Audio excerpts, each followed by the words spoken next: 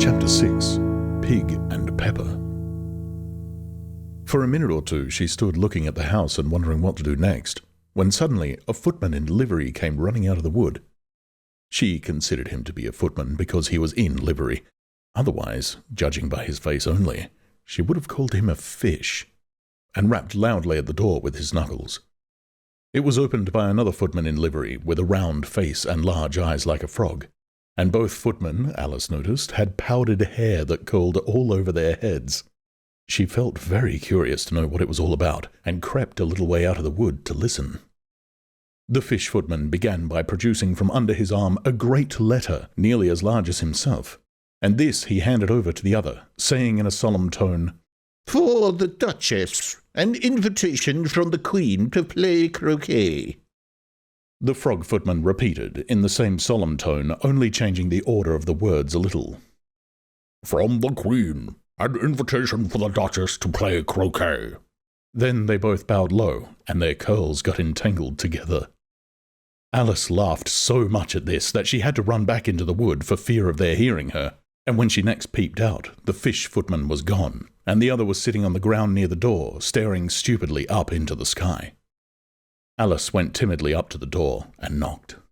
"There is no use in knocking," said the footman, "and that for two reasons. First, because I'm on the same side of the door as you are. Secondly, because they're making such a noise inside, no one could possibly hear you." And certainly there was a most extraordinary noise going on within. A constant howling and sneezing, and every now and then a great crash, as if a dish or kettle had been broken to pieces. "Please, then," said Alice, "how am I to get in?" "There might be some sense in your knocking," the footman went on without attending to her, "if we had the door between us. For instance, if you were inside, you might knock, and I could let you out, you know." He was looking up into the sky all the time he was speaking, and this Alice thought decidedly uncivil. "But perhaps he can't help it," she said to herself. "His eyes are so very nearly at the top of his head. But at any rate, he might answer questions. How am I to get in?" she repeated aloud.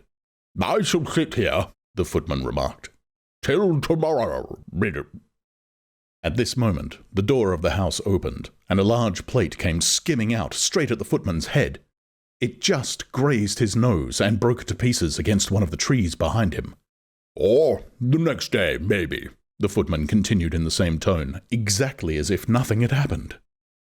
"How am I to get in?" asked Alice again in a louder tone. "Are you to get in at all?" said the footman. "That's the first question, you know." It was, no doubt. Only Alice did not like to be told so. "It's really dreadful," she muttered to herself. "the way all the creatures argue. It's enough to drive one crazy." The footman seemed to think this a good opportunity for repeating his remark, with variations. "I shall sit here," he said, "on and off for days and days." "But what am I to do?" said Alice. "Anything you like," said the footman, and began whistling. "Oh, there's no use in talking to him," said Alice desperately. "He's perfectly idiotic." And she opened the door and went in. The door led right into a large kitchen, which was full of smoke from one end to the other. The Duchess was sitting on a three-legged stool in the middle, nursing a baby. The cook was leaning over the fire, stirring a large cauldron, which seemed to be full of soup. "Oh, there's certainly too much pepper in that soup," Alice said to herself, as well as she could, for sneezing. There was certainly too much of it in the air. Even the Duchess sneezed occasionally, and as for the baby, it was sneezing and howling alternately without a moment's pause.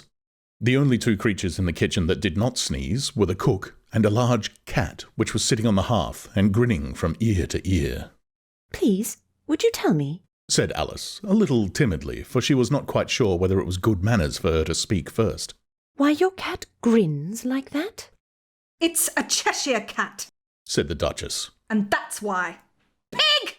She said the last word with such sudden violence that Alice quite jumped, but she saw in another moment that it was addressed to the baby and not to her, so she took courage and went on again. "I didn't know that Cheshire Cats always grinned. In fact, I didn't know that cats could grin." They all can, said the Duchess. and most of them do.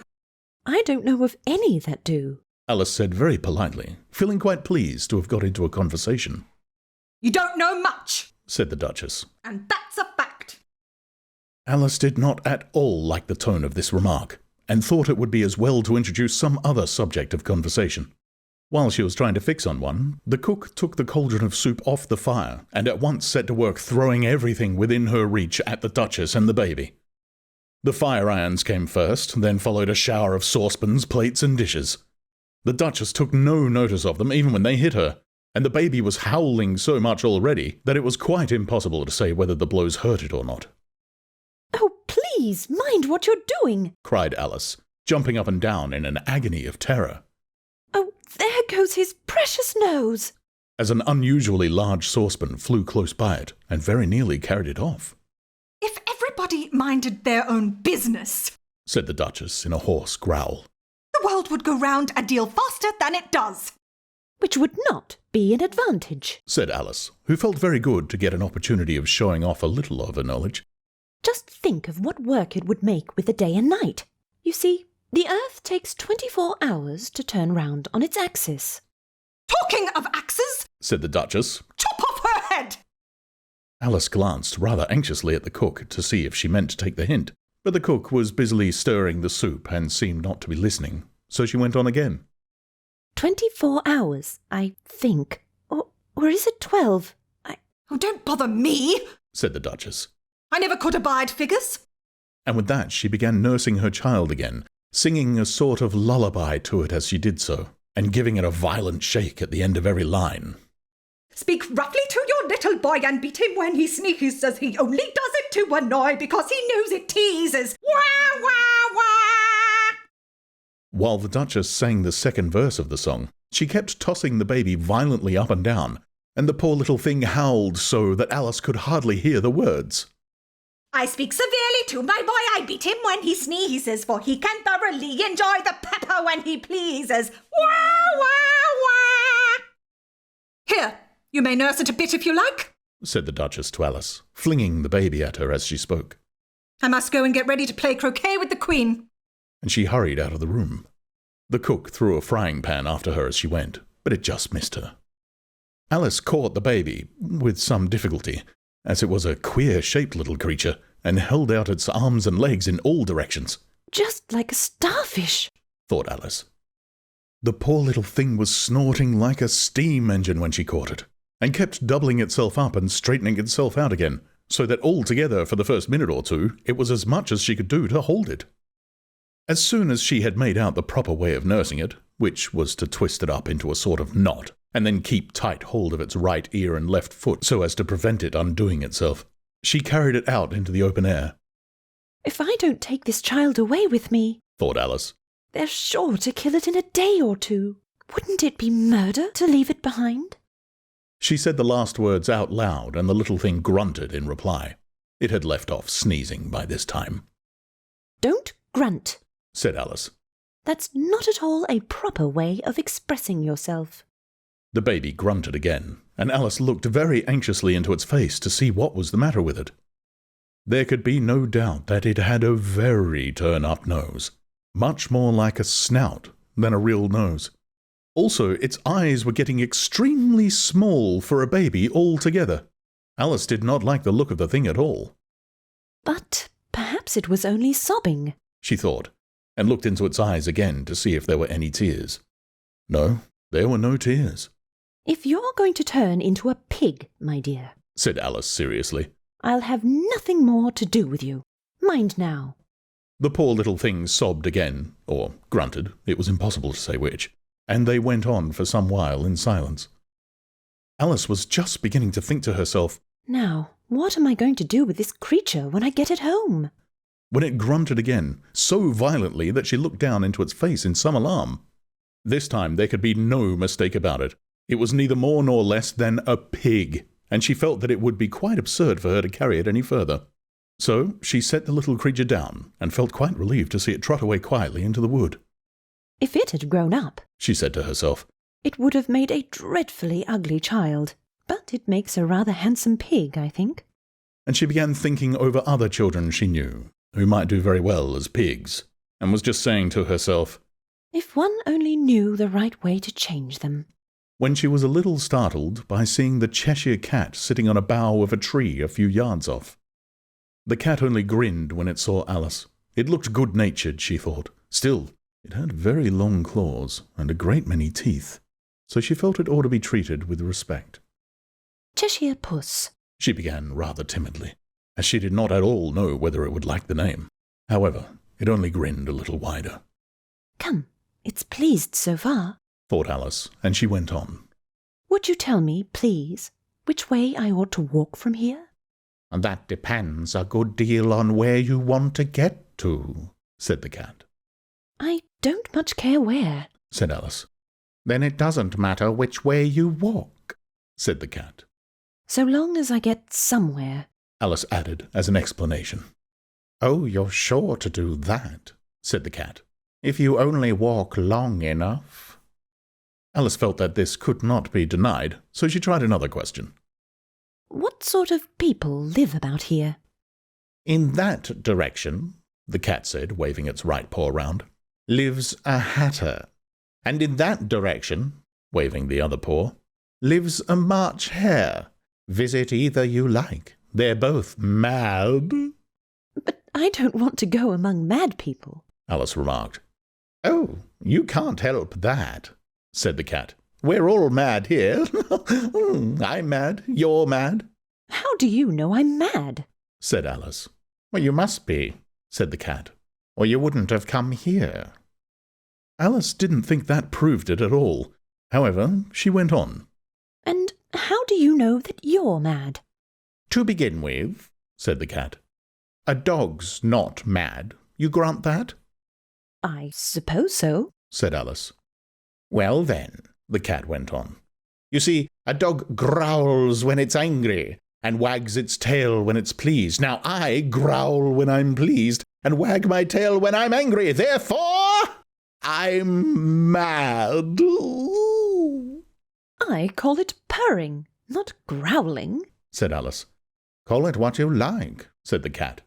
Do you play croquet with the Queen today? Oh, I should like it very much, said Alice. But I haven't been invited yet. You'll see me there, said the cat, and vanished. Alice was not much surprised at this. She was getting so used to queer things happening. When she was looking at the place where it had been, it suddenly appeared again. By the by, what became of the baby? Said the cat. I'd nearly forgotten to ask. It turned into a pig, Alice answered very quietly, just as the cat had come back in a natural way. I thought it would, said the cat, and vanished again. Alice waited a little, half expecting to see it again, but it did not appear, and after a minute or two she walked on in the direction in which the March Hare was said to live. I've seen hatters before, she said to herself. The March Hare will be much the most interesting, and perhaps as this is May, it won't be raving mad. At least not so mad as it was in March. As she said this, she looked up, and there was the cat again, sitting on a branch of a tree. Did you say pig or fig? Said the cat. I said pig, replied Alice. And I wish you wouldn't keep appearing and vanishing so suddenly. You make one quite giddy. All right, said the cat, and this time it vanished quite slowly, beginning with the end of the tail and ending with the grin, which remained some time after the rest of it had gone. Well, I've often seen a cat without a grin, thought Alice. But a grin without a cat? It's the most curious thing I ever saw in all my life. She had not gone much further before she came in sight of the house of the March Hare. She thought it must be the right house because the chimneys were shaped like ears and the roof was thatched with fur. It was so large a house that she did not like to go nearer till she had nibbled some more of the left-hand bit of mushroom and raised herself to about 2 feet high. Even then she walked up towards it rather timidly, saying to herself, Suppose it should be raving mad after all. I almost wish I'd gone to see the Hatter instead. Alice's Adventures in Wonderland was produced and narrated by Steve Parker, with Jet as Alice. and Allison Scharber as the Duchess. To support this and future works, please visit patreon.com/Steve Parker.